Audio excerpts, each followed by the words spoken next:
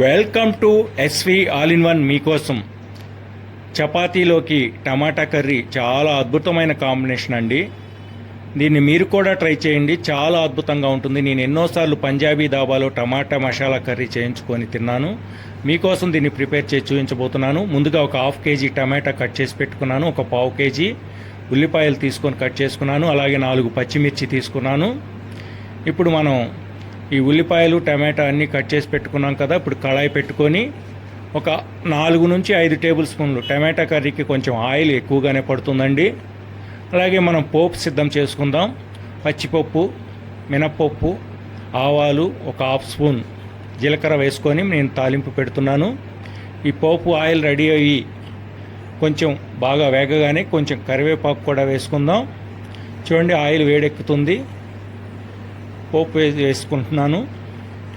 మీరు కూడా చూసినట్టుగా ఫాలో అవుతూ ఈ కర్రీని ప్రిపేర్ చేసుకున్నట్లయితే చాలా అద్భుతంగా ఉంటుందండి. వైట్ రైస్లోకి కానీ, చపాతీలోకి కానీ, పుల్కాలోకి కానీ చాలా అద్భుతంగా ఉంటుంది ఈ కర్రీ. చక్కటి పుల్లటి రుచితో మనం చపాతీ తింటుంటే చాలా అద్భుతంగా ఉంటుందండి.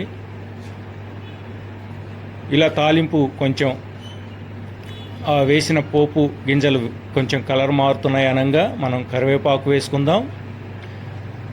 కరివేపాకు కూడా చిటపటలాడుతూ చక్కగా వేగుతుంది. కొంచెం కరివేపాకు కూడా వేగగానే మనం వెంటనే కట్ చేసి పెట్టుకున్న ఉల్లిపాయలు దీనిలో వేసుకుందాం. చక్కగా తాలింపు చూడండి, మీకోసం పోపు రెడీ అయింది.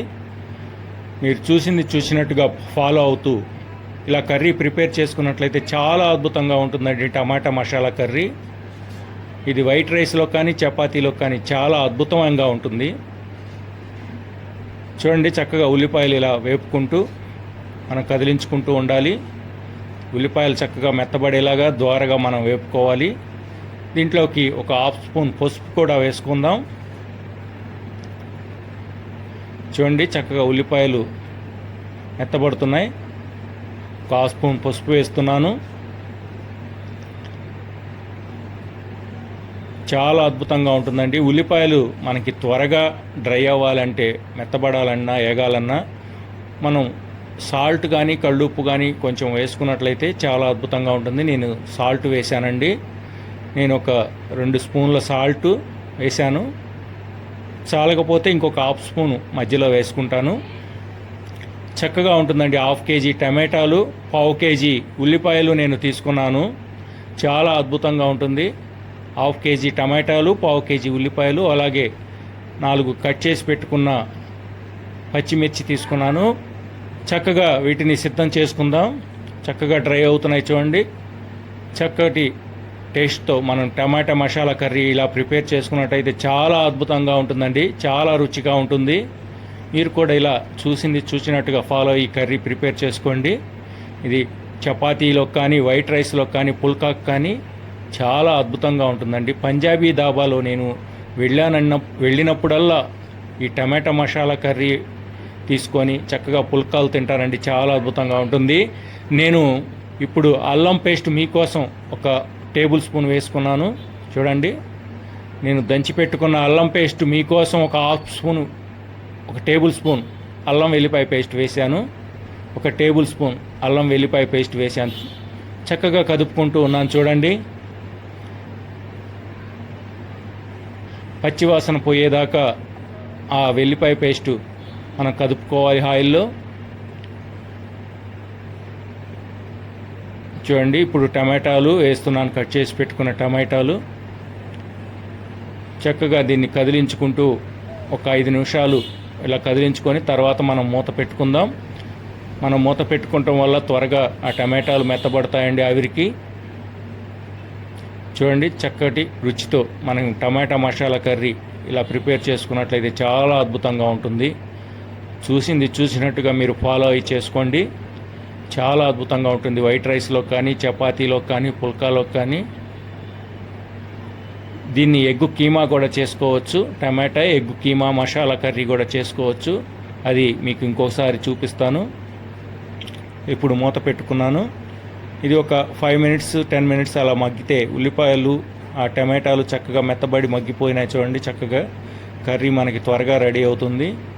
తర్వాత మళ్ళీ మనం కొంచెం అడుగు అంటకుండా కదిలించుకొని మళ్ళీ ఒక 5 మినిట్స్ 10 మినిట్స్ మనం మూత పెట్టుకున్నట్లయితే త్వరగా కర్రీ మనకి సిద్ధమవుతుంది. చూడండి, చక్కగా టమాటాలు మగ్గుతున్నాయి. దీనిలోకి వేసే ఇంగ్రీడియంట్స్ కూడా మీకు చూపించబోతున్నాను. మనం ఇప్పటి వరకు వేసింది ఒక టేబుల్ స్పూన్ అల్లం వెల్లుల్లిపాయ పేస్టు, సాల్ట్, పసుపు వేసుకున్నాం. ఇప్పుడు ఒక టేబుల్ స్పూన్ ధనియా పౌడర్ కూడా వేసుకుందాం. ఒక టేబుల్ స్పూన్ ధనియా పౌడర్ కూడా వేసుకోవాలి. ఉల్లిపాయలు మనకి టమాటాలు మెత్తబడ్డ తర్వాత మనం గ్రేవీ కొంచెం ఒక 10 మినిట్స్లో కర్రీ రెడీ అవుతుందనగా మనం ధనియా పౌడర్ ఒక టేబుల్ స్పూన్ వేసుకుందాం. ఇప్పుడు కారం వేస్తున్నాను. ముందుగా ఒక 2 స్పూన్లు, కొంచెం 2.5 స్పూన్లు కారం వరకు వేసానండి. ఎందుకంటే నాకు స్పైసీ బాగా ఇష్టం, కొంచెం కారంగా ఉంటే చాలా ఇష్టం. మీకు తగ్గట్టుగా మీరు కారం వేసుకోండి. నేనైతే 2.5 స్పూన్ల కారం వేశాను. అలాగే 4 పచ్చిమిర్చి కూడా వేశాను కాబట్టి నాకు సరిపోతుందేమో. చాలా స్పైసీగా ఉంటుంది. ఇంకా మీకు కొంచెం కొన్ని కారాలు కొంచెం ఘాటు తక్కువగా ఉంటాయి కనుక 3 స్పూన్లు అయినా వేసుకోవచ్చు. నేనైతే 2.5 స్పూన్లు కారం తీసుకున్నాను. చూడండి, మనకి కర్రీ చక్కగా ఎలా మగ్గిపోయిందో. చాలా అద్భుతంగా ఉంటుందండి ఈ టమాటా కర్రీ. చపాతీలో కానీ పుల్కాలో కానీ చాలా స్పైసీగా పుల్లగా నోటికి చాలా రుచిగా ఉంటుంది. ఇది వైట్ రైస్లో అయినా తినొచ్చు. ఇప్పుడు ఒక టేబుల్ స్పూన్ ధనియా పౌడర్ వేశాను.